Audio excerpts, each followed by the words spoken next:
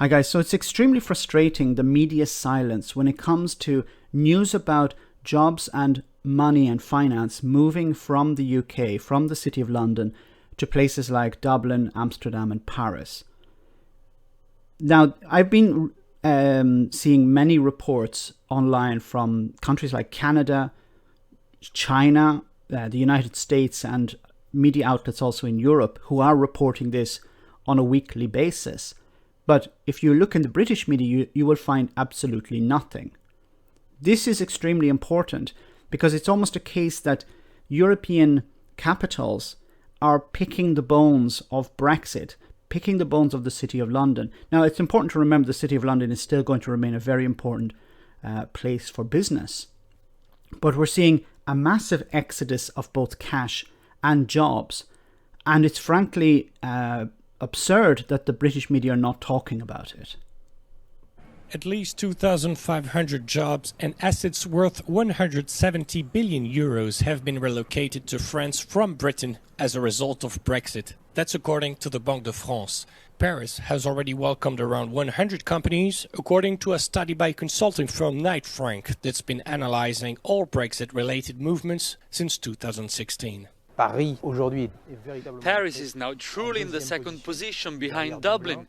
Dublin is first for obvious reasons, geographically, culturally and economically. But Paris, which was traditionally behind Frankfurt and Luxembourg, is now truly anchored in second position.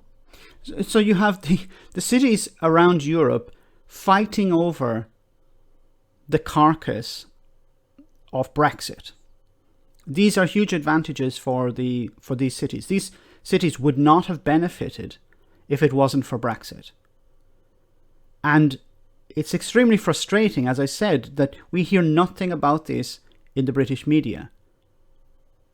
There's reports about the situation in Northern Ireland, people not being able to send packages. And this is important, of course, but this is much more important. And no one's talking about it. The movements are mainly in the finance sector, which represents 7% of British GDP. The City of London has been a gateway to European markets, but this could change with a new round of negotiations taking place. Since Brexit, only a small fraction of financial services has moved from London to Paris. But the battle is just beginning as a new finance Brexit deal is to be reached next month. So, as he said, a new finance deal is to be reached next month. And we've seen how Boris Johnson and his Brexiteers worked out, how, the type of deal that they achieved when it came to trading goods. What sort of deal do you think they're going to achieve when it comes to trading in services? Who's going to be in the powerful position once again? I think this is going to be another attempt. This is going to be another attempt to convince the British people, yes, Boris Johnson got a great deal, when in reality he will get a terrible deal. Here in La Défense, Paris's business district, companies are hoping to grab shares of the UK's huge financial market. The deal should provide British companies with access to the European market to enable them to pursue their activities, but they are likely to be revocable. There are more than 50 of these agreements to negotiate field by field, and the EU would be able to pull out of them in the event of an unfavorable evolution or considered as such in the regulations or behavior of the United Kingdom. So that's an interesting point, is that even if the UK align eventually to many of these standards or requirements that the EU put upon the UK, the EU may say, look, you're not following them, the agreement is over. And this will be extremely damaging to the UK economy. And as more and more business is transferred, it will actually reduce the UK government's bargaining chip, their ability to threaten the EU if the EU make changes or if the entire sector evolves. Now, you have to remember that since the 2008-2007 financial crisis, the European Union have been pushing for more regulation. They've been trying to stop these massive economic bubbles appearing, these financial sector bubbles where, credit card debt and stuff like that explode. They want to eliminate these types of problems because they see that, it was a problem. While you have the UK going in the opposite direction. Boris Johnson and the Brexiteers want to eliminate regulation. So it's going to be extremely difficult to see how Boris Johnson and the EU are going to work out a deal that's acceptable to both sides. De pouvoir suspendre ou supprimer ces accords. This limited and uncertain access to Europe could encourage new relocations. Le Brexit Brexit is done, but the movement is still in progress. It remains to be seen how investors will accompany this movement. According to experts, London is likely to remain the continent's first financial center, but other European capitals, including Paris, could take advantage of Brexit to move up in the world rankings. Yes, and as I've said before, this is an opportunity for cities around Europe to take advantage of Brexit.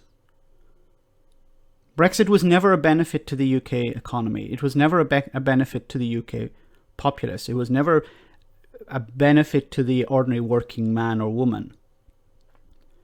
Certain people are making a lot of money out of Brexit. The disaster capitalists want Brexit to be a disaster because they can sweep in and take advantage of the situation. They can buy up property, businesses very cheaply. But the average person is not benefiting from Brexit. I've still yet to hear a benefit of Brexit.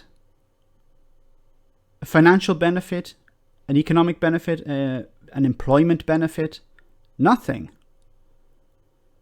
And it is extremely frustrating that the media are not covering this, because this is more important than some of the trivial issues that are being covered in the media when it comes to Brexit at the moment. I truly hope that the ordinary people will be protected from the loss that is coming, because as money is moved out, this is less and less money for the exchequer, less and less finance for the exchequer, and it means cuts somewhere along the road. The government need this revenue, and if it's taken away, it means they either have to borrow or they have to cut services. And the Conservatives have a long history of cutting services. Let me know in the comment section, guys, what you think. As always, your comments are greatly appreciated. Thanks a lot. I want to say a big thank you to all of my patrons. You ensure that this channel continues to exist. I'm eternally grateful for all of your support. If you join Patreon, you will receive instant access to our Discord server, where we have both audio and video chats. You can chat with me and other patrons, where we discuss important and non-important issues. Becoming a patron per month costs about the same as a large coffee, so why not check it out?